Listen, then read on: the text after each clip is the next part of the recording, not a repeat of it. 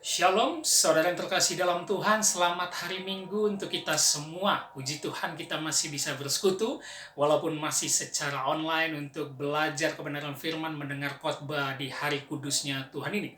Tentu kita berdoa agar pandemi ini cepat selesai, kita kembali bersekutu bersama keluarga, bersama pengurus, bersama teman-teman di gereja Tuhan.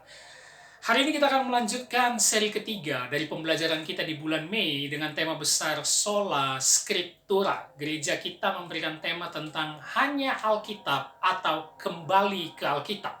Ini menjadi visi dan misi dari perintisan gereja kita, GKT Raja Daud, agar anak-anak muda dan semua jemaatnya mau belajar kebenaran firman Tuhan dan mengandalkan kitab suci dalam kehidupan sehari-hari. Hari ini kita sudah masuki seri ketiga, seri pertama dan kedua bisa dilihat di YouTube GKT Raja Daud agar mengikuti pembelajaran kita dari minggu ke minggu dalam tema-tema yang berbeda dalam setiap bulan. Firman Tuhan pada hari ini terambil dari Kisah Para Rasul pasal 17.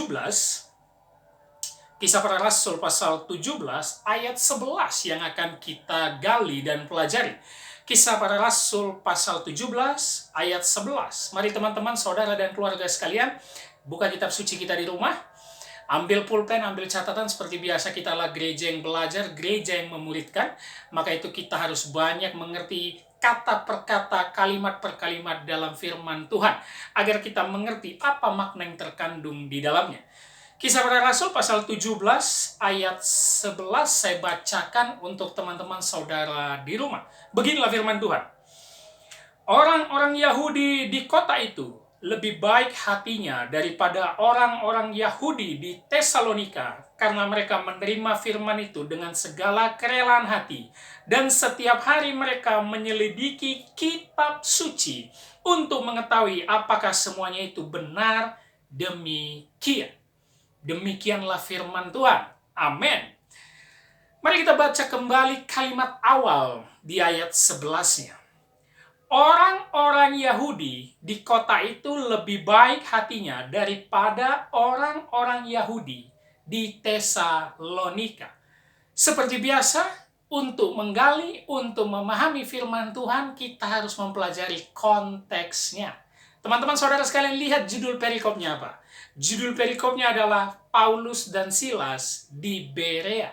Dan pasal 17, perhatikan keseluruhan pasalnya. Pasal 17 dimulai dengan judul perikop keributan di Tesalonika. Ini adalah pekabaran Injil Paulus yang dia pergi dari satu daerah ke satu daerah, satu kota, satu daerah untuk memberitakan Injil Yesus Kristus. Dan pasal 17 dimulai dia memberitakan di Tesalonika. Lalu nanti di Berea, lalu lihat di judul perikop terakhir pasal 17 di mana? Athena. Ya, jadi Paulus itu bergerak dari satu daerah ke tempat lain tanpa henti untuk memberitakan Injil. Nah, yang menarik dari kalimat awal, ayat 11 tadi kita lihat, orang Yahudi di kota itu, yang artinya di Berea, lebih baik hatinya daripada orang Yahudi di Tesalonika. Kenapa? Nah, ini dia, kita harus menggali latar belakang konteksnya. Karena di Tesalonika terjadi keributan saat Paulus memberitakan Injil di sinagog Yahudi 3 hari berturut-turut pada hari Sabat.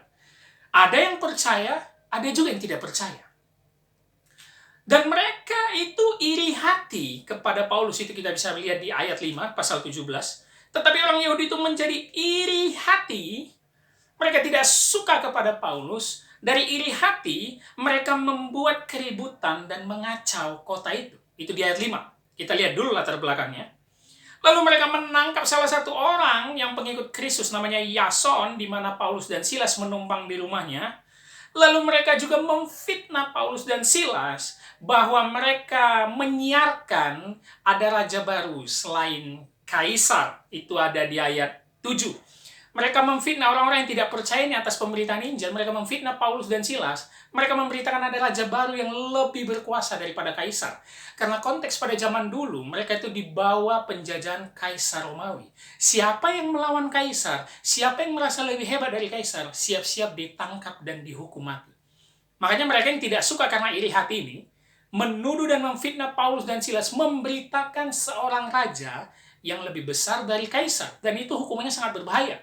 Paulus dan Silas bisa tertangkap dan dihukum mati karena menghina kaisar. Tetapi pemberitaan Injil memang menyatakan Yesuslah raja yang paling besar. Itu yang diberitakan Paulus dan Silas ketika mereka di Tesalonika. Tapi Tesalonika orang-orangnya bebal, tidak percaya, dan membuat keributan karena mereka iri hati. Itulah makna ayat 11, kita tahu latar belakangnya. Dikatakan orang Yahudi di Berea lebih baik daripada orang-orang Yahudi di Tesalonika. Kenapa? Karena orang-orang Yahudi di Tesalonika membuat keributan. Tapi kita perlu tahu, kenapa orang-orang di Berea dikatakan lebih baik daripada orang-orang di Tesalonika. Nah, ini yang menjadi tema kita pada minggu ini, dalam seri ketiga ini. Saya memberikan tema memahami kitab suci. Bagaimana kita memahami kitab suci, bagaimana sikap kita dalam mempelajari firman Tuhan. Nah, ini akan tercermin dari sikap orang-orang di Berea. Perhatikan setelah kalimat awal ayat 11, orang Yahudi di kota itu lebih baik hatinya daripada orang Yahudi di Tesalonika. Maka jika kita kritisi teman-teman, seharusnya apa sebabnya mereka dikatakan lebih baik? Langsung dijawab di kalimat selanjutnya. Yang pertama, karena mereka menerima firman itu dengan segala kerelaan hati. Itu yang pertama. Karena mereka, orang-orang Yahudi di Berea, menerima firman itu dengan segala kerelaan hati. Kerelaan hati dalam terjemahan bahasa Inggrisnya eagerness, yang artinya bisa juga kita artikan kemauan atau keinginan untuk belajar. Ini poin pertama kenapa mereka dikatakan lebih baik daripada orang Yahudi Tesalonika. Kenapa? Karena tadi kita tahu di latar belakangnya, orang Yahudi di Tesalonika iri hati. Itu ada di ayat 5. Dari iri hati memunculkan keributan dan mereka mengacaukan kota Tesalonika. Sedangkan orang Yahudi di Berea, mereka memiliki keinginan, kerelaan hati, kemauan belajar, eagerness terhadap firman Tuhan. Jadi yang pertama, bagaimana sikap kita memahami kitab suci? Bagaimana sikap kita melihat keabsahan, kemutlakan, dan keotoritasan kitab suci? Yang pertama, kita harus menerima firman itu dengan kerelaan hati. Willingness, eagerness, dengan keinginan dan kemauan untuk belajar. Yang artinya apa? Kita harus betul-betul mendengar dan membaca firman itu dengan kerelaan hati. Kenapa ini penting? Karena banyak sekali orang datang ke gereja, keluar masuk gereja, setiap hari Minggu, Happy Sunday, hatinya sudah tertutup. Tidak mau mendengarkan firman. Karena menganggap ke gereja itu hanya tradisi. Ke gereja itu hanya kewajiban belaka. Yang penting gereja habis utang lunas. Habis itu boleh lagi main-main, boleh lagi suka hati, boleh lagi buat dosa. Kenapa? Hatinya tertutup. Tidak ada keinginan dan kemauan. Kalau keinginan saja tidak mau, tidak ada kerelaan hati untuk mendengarkan firman Tuhan, mendengarkan khotbah pendeta, membaca kitab suci, maka jangan harap hidup kita bisa sebaik orang-orang di Berea. Jangan-jangan kita adalah orang-orang yang membuat keributan, kekacauan, seperti orang-orang di Tesalonika.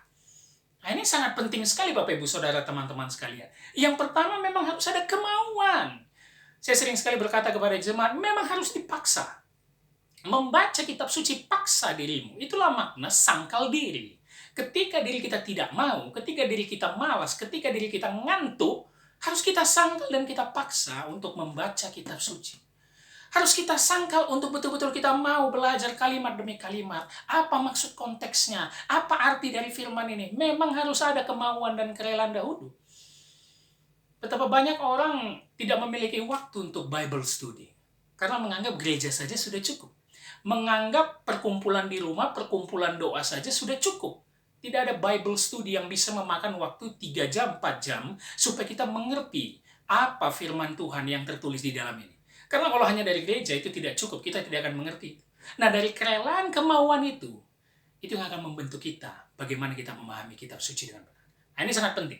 Dengan tema kita yang back to Bible, sola scriptura, kita harus dimulai dengan kerelaan, kemauan, ada eagerness, ada dorongan, menggebu-gebu untuk memahami kitab suci. Jangan seperti orang-orang di Tesalonika. Makanya dikatakan di sini di ayat 11, di Berea itu lebih baik karena mereka memiliki kemauan.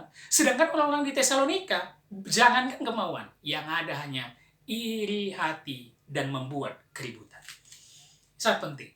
Banyak sekali orang atau anak-anak muda yang ingin terpanggil melayani, ingin terpanggil jadi pendeta bertanya kepada saya, "Bang, apa ciri-ciri orang yang dipanggil Tuhan? Bang, apa ciri-ciri orang yang dipanggil untuk melayani Tuhan, dipanggil menjadi pendeta?" Hanya satu saya katakan, engkau memiliki sikap menggebu-gebu terhadap kitab suci. Engkau memiliki semangat, kemauan, kerelaan yang berapi-api, haus dan lapar akan firman Tuhan. Jika engkau sekarang orang Kristen yang sudah belasan tahun, puluhan tahun, sadari, menggebu-gebu tidak terhadap kitab suci? Atau malas, menganggap ini hanya buku usang, buku kuno, buku dongeng, yang penting diimani. Itu kalimat yang sangat salah ya. Yang penting diimani. Tidak mungkin kau bisa beriman kalau kau tidak pernah mengenal ini. Karena ini alat Tuhan untuk menyatakan anugerah dan iman yang diberikannya kepada kita. Makanya itu harus ada kerelaan, kemauan. Itu yang pertama. Kenapa mereka dikatakan baik? Dan itu yang pertama menjadi pedoman kita untuk memahami kitab suci. Kita harus menerima firman itu dengan segala kerelaan hati. Jangan tutup hatimu, jangan bebalkan dirimu. Betul-betullah pahami firman dengan benar. Kita lanjutkan kalimatnya ayat 11. Dan, ada dan, setiap hari mereka menyelidiki kitab suci untuk mengetahui apakah semuanya itu benar demikian. Kita ulangi. Dan setiap hari.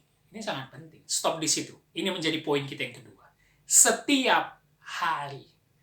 Apa yang menarik dari kalimat setiap hari, Bapak Ibu Saudara teman-teman sekalian? Setelah kita menerima firman Tuhan, mendengarkan khotbah, membaca kitab suci dengan keinginan, kemauan, kerelaan hati, menundukkan diri. Yang kedua, kita harus melakukan itu berulang-ulang setiap saat, setiap hari. Ternyata yang pertama, kemauan saja tidak cukup. Yang kedua, harus dilakukan berulang-ulang. Sehingga menjadi poin kita. Apa itu? Menjadi kebiasaan hidup kita. Firman Tuhan untuk memahami kitab suci harus menjadi habits dalam hidup kita. Setiap hari. Pagi, siang, malam. Hukum Taurat berkata, renungkanlah firman ini pagi, siang, dan malam. Jangan lupa engkau memperkatakannya dimanapun kau berada. Saat kau berjalan, saat kau tidur, di pintu rumahmu. Itu dikatakan Allah kepada orang Israel di perjanjian lama. Setiap hari. Bagaimana mungkin orang Kristen hanya mau mendengar firman, hanya mau membuka kitabnya, hanya hari Minggu. Senin sampai Sabtu, itu soal duniawi. Senin sampai Sabtu, kumat. Makanya sering ada perkataan, tomat, tobat, kumat, tobat, kumat, tobat, kumat. Suam, suam, kuku. Senin sampai Sabtu, saatnya mengejar apa cita-cita kita. Senin sampai Sabtu, saatnya memikirkan duit, duit, duit. Senin sampai Sabtu, saatnya bersenang, senang, senang, buat dosa sana sini, Minggu mengaku dosa bertobat. Itu namanya mempermainkan Tuhan. Itu sangat bahaya. Paulus mengajarkan firman ini. Orang-orang di Berea menerimanya dengan kerelaan hati, kemauan mendengarkan firman dari Paulus, pengajaran Paulus tentang Injil Yesus Kristus. Dan mereka merenungkan itu setiap hari. Setiap hari. Pagi, siang, malam. Ada kuantitas waktu yang terus kita bersekutu dan intim dengan Tuhan di dalamnya. Tapi jangan salah paham bahwa setiap hari artinya kita tidak kerja. Yang penting baca kitab suci, yang penting berdoa terus, bukan begitu. Setiap hari ini bukan hanya soal membaca, bukan hanya soal mendengar, tapi setiap hari ini engkau juga mengaplikasikan firman yang telah kau baca dan kau dengar. Jadi ada action di dalamnya. Tapi tidak mungkin ada action tanpa ada ilmu yang sudah kau pelajari. Tidak mungkin ada action kalau tidak dimulai dengan kemauan dari poin pertama tadi. Eagerness. Dan sekarang harus setiap hari. Perdengarkanlah firman Tuhan, lakukanlah firman Tuhan setiap hari. Renungkan. Pelihara firman Tuhan. Berbagai orang yang memeliharanya katanya. Memelihara bukan karena kau simpan di otak, bukan hanya kau baca habis itu selesai. Memelihara itu mendengar dan melakukan. dan setiap hari. Kenapa kita tidak bisa mengerti firman Tuhan secara benar? Mungkin kemauan sudah ada, mungkin semangat sudah ada, mungkin fasilitas sudah ada untuk mengerti firman ini. Tapi kenapa kita tidak bisa mengaplikasikannya? Atau kenapa kita sering lupa? Atau kenapa kita sering kecolongan, jatuh lagi dalam dosa, jatuh lagi dalam dosa, jatuh lagi dalam dosa? Karena tidak merenungkannya setiap hari. Ini harus menjadi bagian hidup kita, Bapak Ibu Saudara. Pagi, renungkan firman Tuhan. Baca 1-2 pasal. Bagi yang sudah menikah suami istri, renungkan sama-sama. Berdoa sama-sama. Mungkin sewaktu kau kerja, break makan siang, renungkan 1 pasal, 2-3 ayat, itu tidak masalah. Bawa dalam doa. Apalagi jika engkau sambil berpuasa, mungkin kau sedang melakukan doa puasa, renungkan firman Tuhan dengan benar. Lalu malam, ada lagi doa dan hubungan dengan Tuhan. Renungkan lagi siang dan malam. Setiap hari, hari demi hari. Ini tidak bisa lepas. Ini bukan buku komik atau novel yang sekali 2 baca, habis itu kita simpan sampai berdebu di lemari. Bukan. Ini harus menjadi buku yang menjadi pedoman kita setiap hari. Karena hari-hari kita, di dalam setiap tingkah laku hidup kita, lika-liku kehidupan kita, godaan-godaan begitu banyak. Jika engkau tidak pernah membaca ini, jika tidak ada kemauan ini, jika tidak ada merenungkan ini siang dan malam, kita sangat gampang tergoda oleh bujukan si jahat. Tapi jika kita punya pedoman ini, kita akan takut kepada Tuhan untuk melakukan dosa-dosa. Karena kita sudah baca ini. Roh Kudus itu memperingati dari dalam hati. Roh Kudus itu menegur kita, bahwa supaya kita tidak mengulangi lagi dosa dan kesalahan kita. Kenapa? Karena kita sudah bergumul, kita sudah berada di dalam firman Tuhan setiap hari. Itu poin kedua. Bagaimana kita memahami kitab suci? Kita harus hidup di dalamnya setiap hari. Yang pertama, kita harus memiliki kemauan dan keinginan untuk belajar. Yang kedua, kita harus menghidupinya setiap hari. Jangan sampai ada yang berkata, saya absen dulu baca kitab suci. Lagi banyak deadline, lagi banyak kerjaan, lagi berantem sama suami, lagi berantem sama pacar, lagi berantem sama istri. Nggak mood nih baca kitab suci. Jangan. Itu berarti kau menganggap kitab suci sama dengan buku-buku lain. Nggak penting. Harus setiap hari. Itu poin kedua. Kita lanjutkan kalimatnya. Dan setiap hari mereka menyelidiki kitab suci untuk mengetahui apakah semuanya itu benar demikian. Ini puncaknya, teman-teman. Luar biasa, ini puncaknya. Setelah pertama menerima firman dengan kerelaan hati, dengan ada kemauan dahulu, ada dorongan dan keinginan untuk belajar, lalu yang kedua merenungkannya pagi, siang, malam setiap hari, dan yang ketiga menyelidiki kitab suci tersebut. Kata yang digunakan untuk menyelidiki dalam bahasa Inggris adalah investigate. Mempertanyakan, menyelidiki, menggali sedalam-dalamnya kitab suci. Oh, luar biasa. Ini puncak kita supaya iman kita semakin meningkat. Kemauan nomor 1.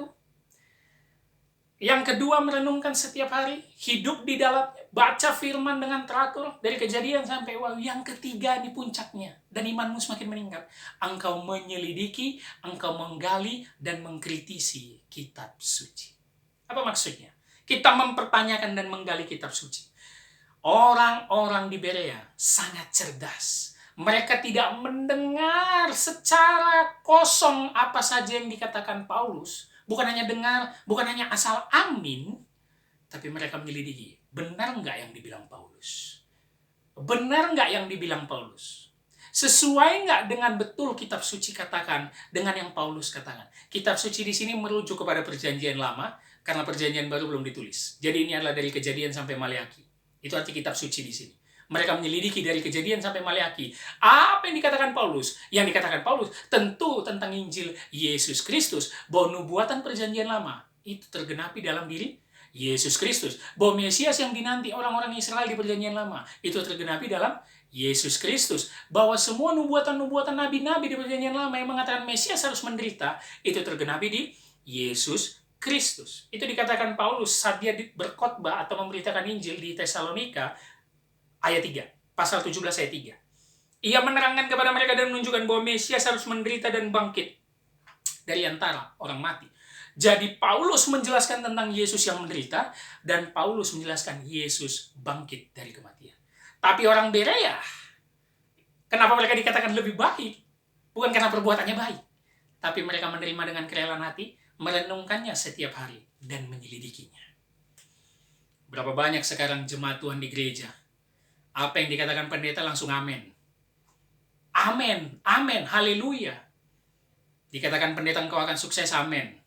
Bisnismu akan berlimpah, amin. 2020 adalah tahun berkat, tahun penuaian, amin. Apa yang terjadi sekarang 2020? Bagaimana bisa kita katakan tahun berkat, tahun penuaian? Yang ada kita krisis. Makanya jangan asal amin, teman-teman. Jangan asal amin. Selidiki. Ini pentingnya pemahaman di mana kita berkumpul dan bersekutu dan kita memiliki Bible study. Karena Anda pasti berkata, bagaimana kita menyelidikinya? Itu kan tugas pendeta. Kita nggak sekolah teologi. Ini pentingnya. Selain kita merenungkannya, kita mencari sumber-sumber informasi. Apa maksud firman Tuhan ini? Benar nggak yang dikatakan pendeta ini? Jangan asal amin. Harus diselidiki dan digali. Itu menandakan kau memiliki sikap dalam memahami kitab suci. Itu menandakan kau sama seperti orang Berea yang dikatakan lebih baik daripada orang-orang di Tesalonika yang hanya iri hati dan membuat kekacauan. Jika engkau sampai sekarang merasa tidak penting firman Tuhan, tidak penting itu semua, itu tugas pendeta. Engkau sama dengan orang-orang di Tesalonika yang memiliki sikap iri hati, hati tertutup, bebal, tidak bisa dibilangi, dan pasti hidupmu penuh dengan keributan dan kekacauan.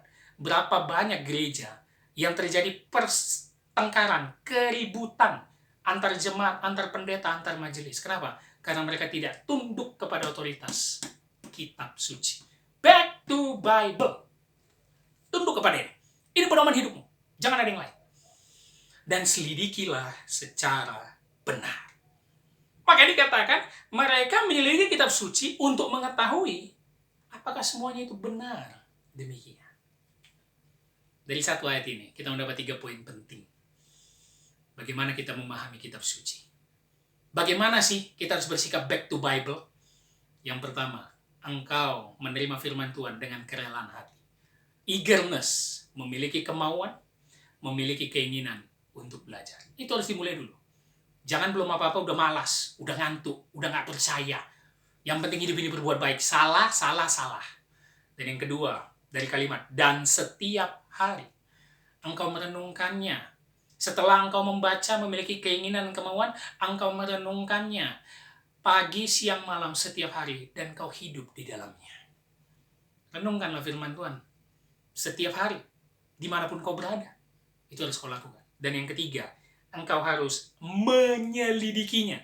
Ini supaya engkau lebih dalam terhadap firman Tuhan itu. Investigate, mempertanyakan, mengkritisi firman Tuhan itu. Jangan apa yang kita dengar dari pendeta, jangan apa yang kita baca dari buku, langsung kita katakan amin, ini yang paling benar. Jangan. Selidiki dengan baik, pelajari dengan baik, ikuti Bible study bagaimana menafsir Alkitab dengan baik. Karena banyak sekali sekarang orang membawa nama Tuhan, tapi ajarannya sesat. Banyak sekali orang memberitakan Yesus Kristus, tapi isinya bersalah dan tidak sesuai dengan kitab suci. Banyak sekali orang menganggap dirinya Kristen, tapi apa yang dikatakannya tidak sesuai dengan Alkitab. Berapa banyak orang Kristen berkata yang penting berbuat baik. Tidak penting itu pelayanan. Karena pelayanan, engkau nanti pun berbuat jahat, itu makin membuat namamu rusak. Ini yang menjadi masalah dalam gereja. Kita harus back to Bible, pedoman Alkitab. Berapa banyak orang menjalani hubungannya, menjalani perkawinan, hancur berantakan gara-gara mengikuti perkataan duniawi. Bukan mengikuti apa kata Alkitab. Berapa banyak akhirnya orang Kristen berani bercerai, karena mereka mengikuti apa kata keluarga, mengikuti apa kata temannya, mengikuti apa kata orang, mengikuti apa kata sahabatnya. Tidak berpedoman pada Alkitab. Tidak mau menyelidiki Alkitab dengan benar. Maka di gereja kita, GKT Raja Daud, saya selalu menekankan kepada anak-anak muda. Kritisi, pelajari apa yang saya khotbahkan. Dan apa yang kalian dengar dari luar.